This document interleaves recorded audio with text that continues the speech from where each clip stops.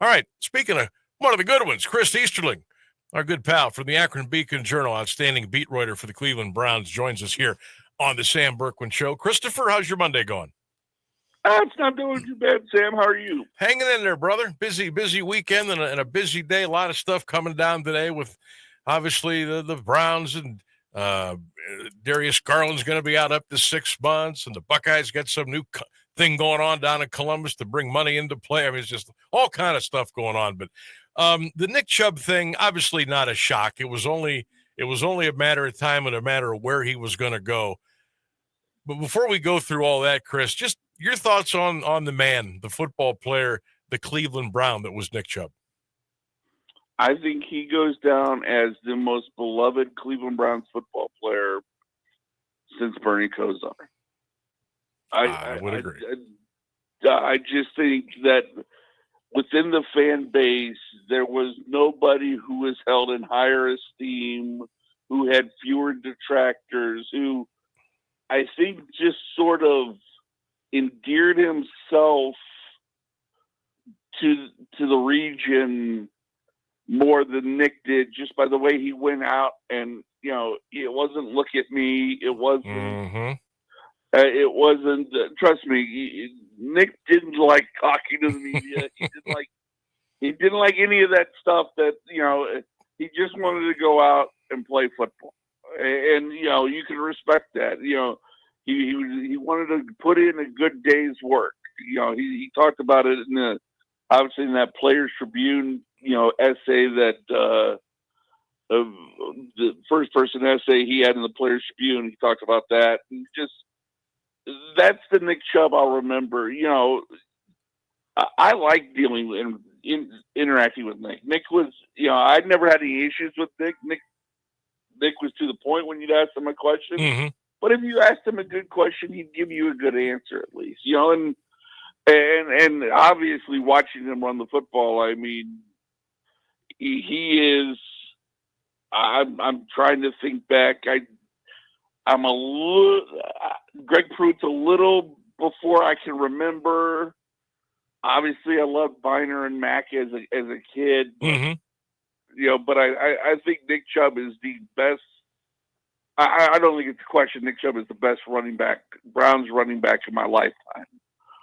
And, he's going to be missed, but like you said, it was something that they've been preparing the fan base for this for a while. And to be quite honest, if he hadn't had the injury in Pittsburgh, I'm not sure we're not having this conversation a year ago.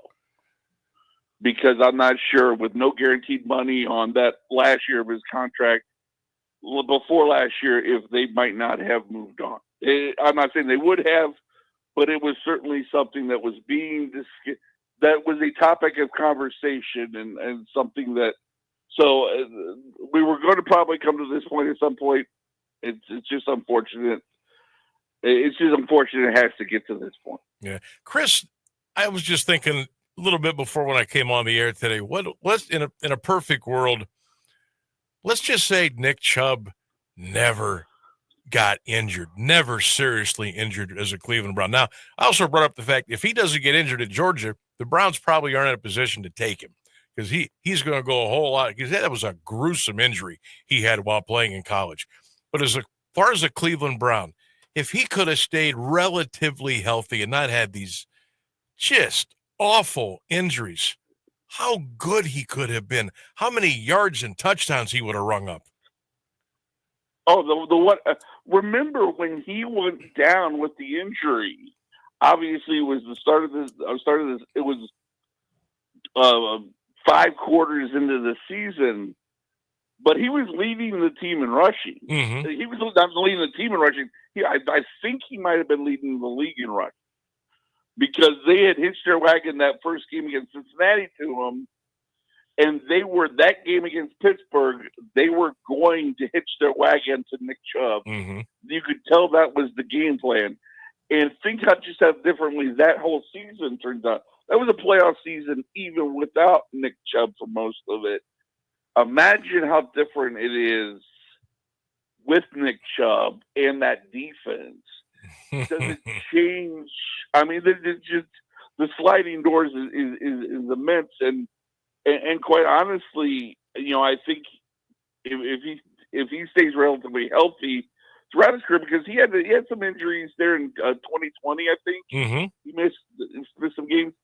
He's probably already surpassed Leroy Kelly on that list, and the only back ahead of him is, to me, the greatest football player of all time. We are talking with, Chris Easterling of the Akron Beacon Journal, outstanding Browns beat reporter here on 1310 WDPN, the Sam Bourquin Show.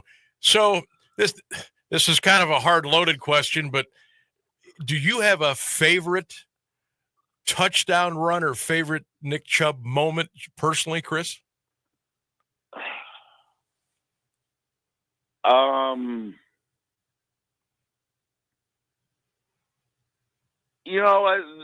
My first year on the beat was 2022, and they played the Steelers on Thursday Night Football in like week 3, and it was a week after that Jets debacle. Remember? Yes, and that's when I thought, okay, let's just pack it in. Exactly. And they got a lead on Pittsburgh, and that fourth quarter they just said, "Giddy up! We're hopping on the back of 24." And 24 with a little help from 27 also, because don't forget, Kareem had his role also. But they said, we're hitching our wagon to 24, and we're just riding him to a win. And that game was the epitome of what I think is the blueprint Kevin Stefanski has wanted to follow to victory since he's been the Browns head coach. Get the lead, play good defense, and in the fourth quarter, just ride your star tailback to victory. Ride them home. And that game just I national television and all that, and it was just such a quintessential Nick Chubb performance. I mean, there was nothing spectacular about it, but I think that sort of epitomizes Nick Chubb. Right, exactly. It's not spectacular. It's just, this is who he is. This is what he does, and he does it amazing when he is healthy. And that's just who he is. He doesn't want it to be spectacular. That's just not. It's not who he is. It's not what he is. And you just look at the box score or the stat line at the end of a game. You're like, holy cow, that was pretty darn impressive. Because you're right, he doesn't go around waving at the fans and throwing his helmet up in the air and dancing and doing all this me stuff. He's got the lunch pail, and he showed up, and he always did his job. Now, with the Texans, and of course this depending on passing the physical and everything, when you're coming off a torn ACL, an MCL, meniscus, medial capsule, just crazy stuff going on with parts of the human body that aren't made to endure this and also play the sport of professional football. What do you think he will do with Houston? What's smart numbers tell you that he might be able to put up with that organization? I'm going to be interested because, look, that first year off of a knee surgery is always sort of tricky. Mm-hmm. I mean, you heard it. I mean, even with the modern advances, knee surgeries are still, they're still, getting back adjusted, readjusted, and all that. So there's a part of me that thinks he could go down there, especially with CJ Stroud and Joe Mixon and, the skill guys they have there, and he could put up decent numbers. But their offensive line isn't very good. They traded Laramie Tunsil. They traded Shaq Mason. I mean, it's a questionable offensive line. They're also, you're playing on it's artificial turf that they play on in Houston in the Dome. It's just. And he's getting near 30, so the Nick Chubb I know I will never bet against. So my guess is he probably somewhat splits the difference between 1,000 yards and just what we maybe saw a little bit last year. But I don't know if we'll ever see the real Nick Chubb again, whether it's in Houston, another place, or obviously it won't be in Cleveland. No, Chris, we'll never see that that acceleration, that able to cut. He did that at such a high level. Again, the body's just not made to do that, especially. And I don't care if you go in there and get a bionic knee; it's just not made to do that. His 8 games last year, he got 3.3 yards a carry, 332 rushing yards. He had 3 touchdowns. But you're right. It's that first year. Look, it's like the first year after guys get back from a Tommy John. It's almost like an appetizer to the main entree coming up. So, okay, so he had that year last year to, figure some things out, get a little stronger, a little faster, able to cut maybe a little bit more. That's why I'm interested to see this year, because if you're going to see something out of Nick Chubb, this will be the year that you probably see it, right? Yeah, if it's not this year, this is sort of a make or break for Nick. It really is, because, like you said, coming last year is sort of just getting reacquainted, readjust with the knee. This is the year that you would assume, if there's still something there in terms of as a high level running back in the NFL, it will show itself. But again, there's just so many. It's the second one. It's, because of the one in Georgia, he's near 30. There's just a lot of things questioning. I know why Browns fans are mad that this is how it ended with the team. That he doesn't end his career in Cleveland. I understand it, but at the same time, where the Browns are right now, this is almost better for Nick. Yes, 100% agree.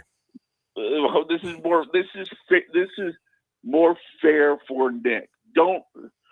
Because the Browns needed to move on, and I think they did with Quinshawn and Dillon. They have some talent. They have talented pieces there.